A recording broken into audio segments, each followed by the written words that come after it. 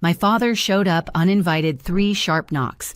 No warning, just thunder and authority. He didn't say hello. He dropped a folder on my marble counter and said 850,000 by noon tomorrow. No apology, no explanation, just an order. And when I opened that folder, I saw my own signature forged in perfect ink. I smiled the way someone does right before cutting a wire. Because that night I stopped being the family's solution and started becoming their consequence. What happened after still keeps me up sometimes. Before I tell you everything hit like and tell me, have you ever been the one who finally said enough? People like to say family is everything. But in my house, family was a currency and I was the bank. I'm Elena, and I grew up in a Chicago suburb where appearances mattered more than the truth.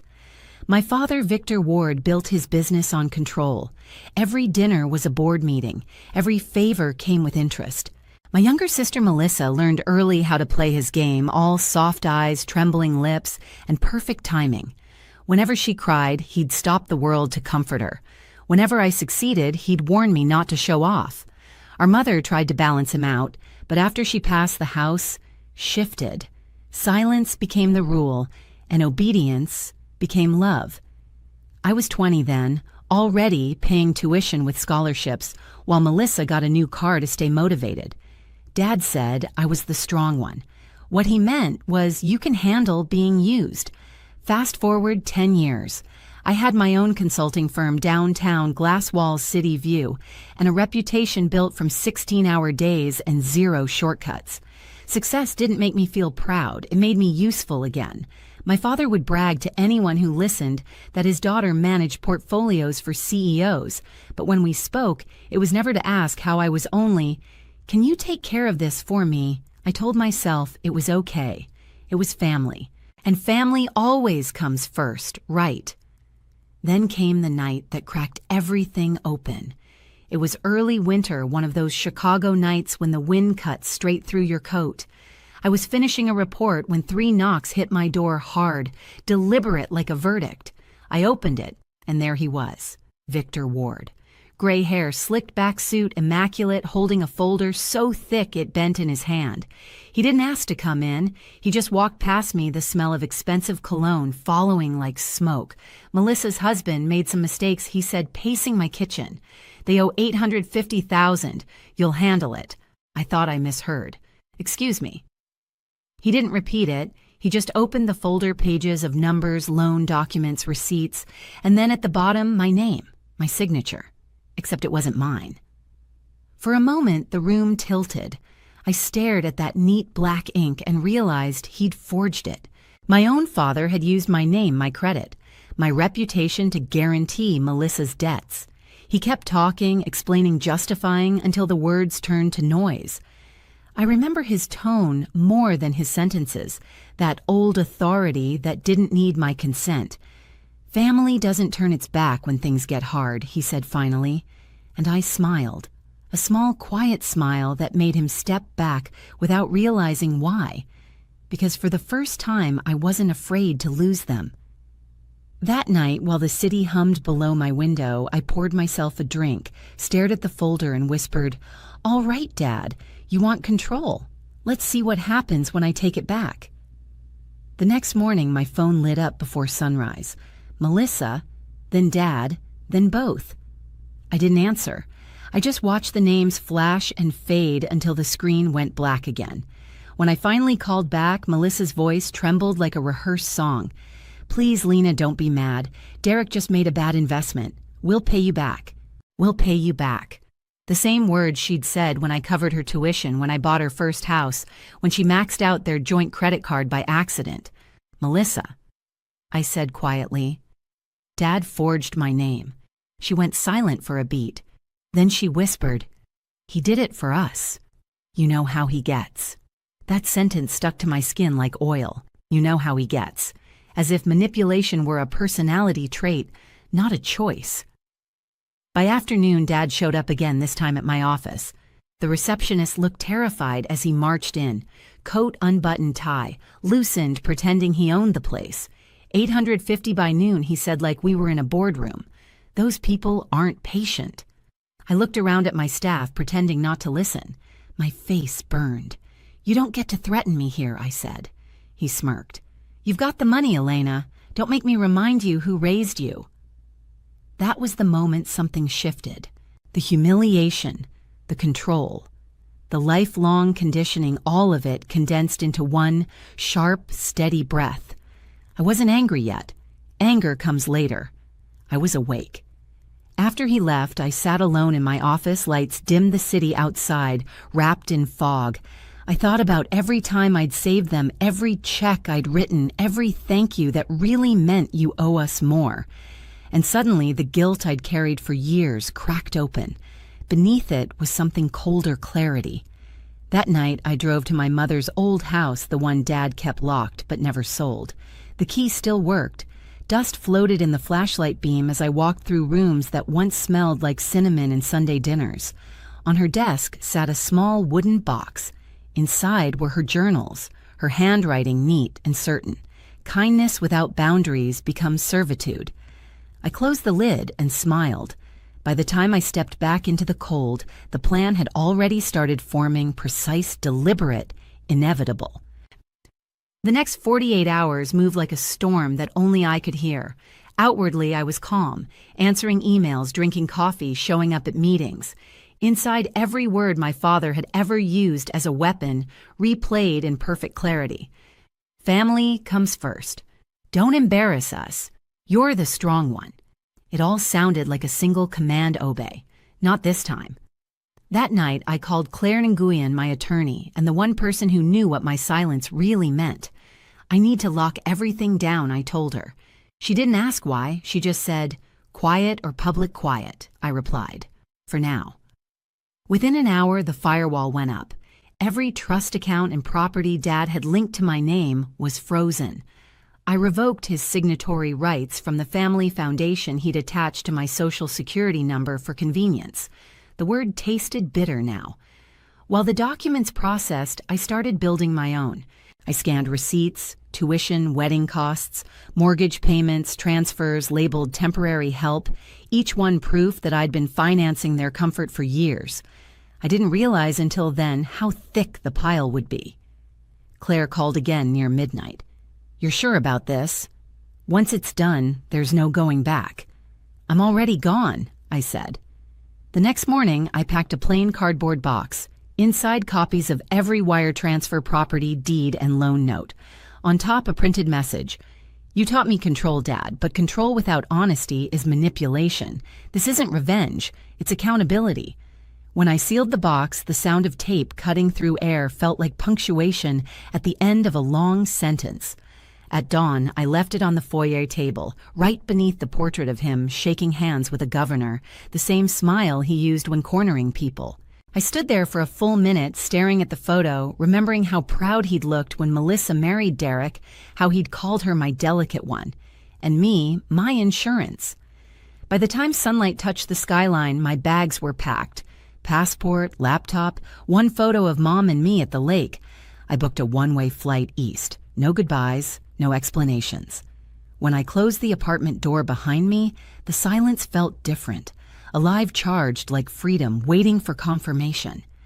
12 hours from then, Victor and Melissa would stand on that same doorstep demanding money, and all they'd find would be that box, my final gift, wrapped in truth. At exactly noon, my building's doorbell camera caught the first shadow. Victor Ward didn't knock. He announced himself the way men who never hear no do. His reflection flashed in the brass door handle, jaw-tight coat, immaculate, the same arrogance he'd worn my entire life. Behind him, Melissa shifted her weight from one heel to the other, eyes red, face powdered to hide the wreck. "Open up, Elena." His voice cracked through the intercom. We had an agreement. He pounded the door again. The camera picked up every echo, every vibration against the silence I'd left behind. Then he saw it, the plain brown box sitting neatly on the marble floor inside, visible through the glass panel. My handwriting clean and even stretched across the top, Victor Ward. Melissa leaned forward. "What's that?" He frowned. "Probably a note." "She's being dramatic." He tried the handle locked, of course.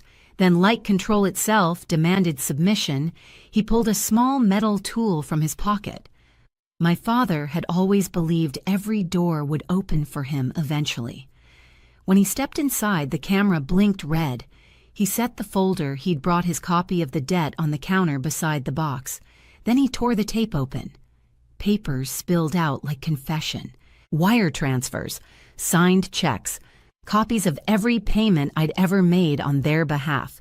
The deeds to Melissa's house and Derek's failed business, all under my LLC. A printed email trail between him and a broker approving a forged signature mine. "What the hell is this?" he muttered, flipping pages faster. Melissa hovered behind him. Is she suing us?" He ignored her.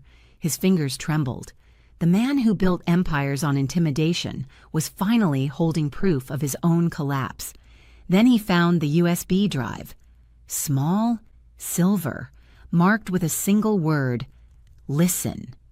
He plugged it into the small Bluetooth speaker on my counter, the same one he'd once called a waste of money. My voice filled the room low and steady. "You taught me that family comes first, but you also taught me how to lie, how to control, how to take. What's inside this box isn't revenge, Dad. It's the truth. You called it family. I called it debt. Now we're even." A pause. Then the faint sound of waves recorded from the main shoreline I was watching that very moment. Melissa covered her mouth. "She recorded this." He didn't answer. His eyes were fixed on the last photo sitting on top of the documents, the three of us at my college graduation, his arm around Melissa, his hand resting on her shoulder. I stood on the edge of the frame, cropped by someone who thought symmetry mattered more than daughters. He reached for the note beneath it, my handwriting again. "If you ever loved me for who I am, not for what I can fix, you'll stop knocking on my door and start looking in a mirror." His mouth opened, but no sound came out. He sank into one of my bar stools, the leather creaking beneath the weight of everything he'd built. Melissa whispered, "Dad, what do we do?" He whispered back, "We lost her." For once there was no command, no instruction, just defeat. Across the country, I sat on the porch of a small cottage overlooking the Atlantic. My laptop buzzed with notifications from Claire. Each message was surgical: clean trust secured, power of attorney revoked, Ward Holdings audit approved. I watched the tide climb the rocks and thought of him staring at that box, of Melissa's eyes wide with the realization that the family hierarchy had flipped, and I was no longer holding the safety net. By evening, the ripple hit the surface. Ward Holdings board called an emergency meeting. The bank demanded verification on a series of unauthorized accounts. By nightfall, every dollar my father had hidden beneath my name was frozen. The next morning, my phone, a new number, buzzed with messages from Claire. Victor Ward resigned. Board replaced him with interim CEO. Melissa called crying, said Derek disappeared. "Do you want me to respond?" I typed back, "No." Let her learn the silence she never gave me. Days blurred into calm. I went walking every morning, breathing air that didn't smell like concrete and control. In the afternoons, I read by the window, ocean light spilling across pages. Sometimes between paragraphs, I'd imagine the look on his face when the last mask cracked. Then one night, my laptop chimed a new video file sent from my doorbell camera. Mrs. Callahan, my elderly neighbor, had forwarded it with a note. "Thought you'd want to see this, honey." I opened it. Melissa stood on my porch under the same porch light. Her mascara streaked her designer coat, slipping off one shoulder. She held the brown box in both hands, shaking. "Lena," she screamed, "we're family. You can't just vanish." Her voice cracked on the last word. She dropped to her knees, crying not for me, but for the life that had finally stopped cushioning her. I watched until the video ended, until the still frame froze on her face mid-cry. Then I closed the laptop. That was the hardest part, learning that walking away doesn't mean you stop caring. It just means you stop saving. A week later, my father called. Unknown number, but his silence on the line was unmistakable. "Elena," he said, finally, his voice stripped of its usual steel. We need to talk. I didn't respond at first. The wind outside howled like the city had followed me east. Why, I asked. Because I finally understand what you did. He inhaled shakily. You embarrassed me. But you were right. Melissa's furious, Derek's gone, and the company's a disaster. But for the first time, I'm seeing things clearly. You were never the problem. I was. I pressed my fingers to my temple, closing my eyes. Dad. I saw your mother in you that night, he continued. That calm, she had it too. She'd have been proud you did something I never could. Walk away.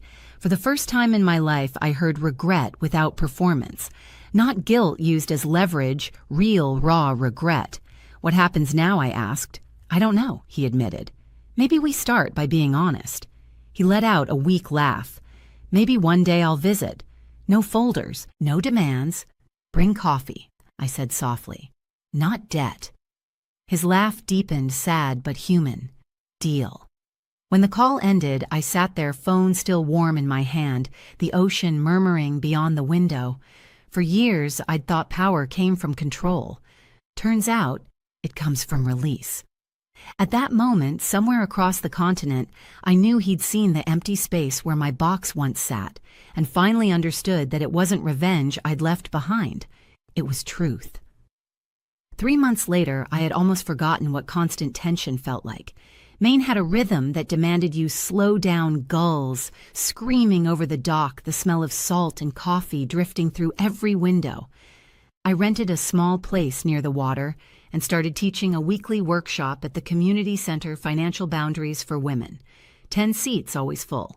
They came with the same stories told in different voices: the mother who kept bailing out her grown son, the sister who couldn't say no, the wife whose husband used her credit card just for now. Each time I spoke, I heard pieces of my past echo back at me. And for the first time, it didn't sting. It clarified. One evening after class, my phone buzzed. Unknown number. I almost ignored it until instinct whispered her name. Lena Melissa's voice was quiet, almost shy. I heard you're teaching, she said. Dad's doing better. Joined some accountability group. He even writes letters now. I smiled faintly. That sounds new. I got a job at a furniture store, she continued. Real one. No commissions, no excuses. It's quiet. Quiet's good, I said. Means you stopped running. She hesitated. Thank you for not rescuing me. When the call ended, I sat on the porch, the tide inching closer, silver under the moonlight. The past felt like something far behind, not hovering anymore. Somewhere inside the house, the kettle whistled. I stood up, whispered to the waves, "That's enough." A few weeks later, I opened my mailbox and found a postcard. A photo of a fishing dock, the handwriting uneven but familiar. You were right. I taught you everything about business and nothing about love. Learning now. Proud of you. Dad. I pinned it above my desk beside a note from one of my students that said, "You helped me say no for the first time." That night, I walked down to the shore. No phone, no noise, just the soft rhythm of waves and the kind of freedom that doesn't need permission. If this story hits close to home, drop a comment below. Tell me where you're listening from and what enough means to you.